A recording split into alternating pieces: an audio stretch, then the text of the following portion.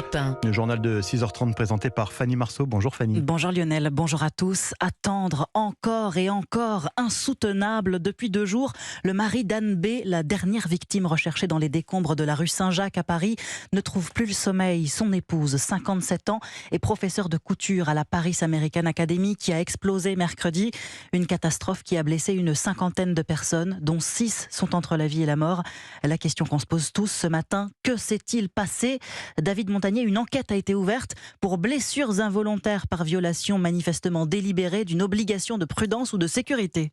Oui, une qualification assez large qui correspond au peu d'éléments dont disposent les enquêteurs à ce stade. L'enquête est confiée à la police judiciaire parisienne. Celle-ci a déjà commencé à visionner les bandes de vidéosurveillance et à entendre les premiers témoins pour établir la chronologie des faits.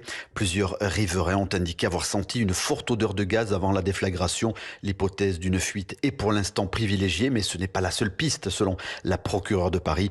Dès hier matin, des experts du laboratoire central de la préfecture de police ont été dépêchés sur place. Leur mission, rechercher des traces de combustion de substances comme du gaz par exemple, mais il y aura aussi des études de l'infrastructure de l'immeuble afin de repérer d'éventuels signes de vétusté ou de faiblesse. L'enquête qui s'annonce va être longue et technique. 4 ans après l'incendie de la rue de Trévise, les investigations sont toujours en cours. David Montagnier du service police-justice d'Europe 1.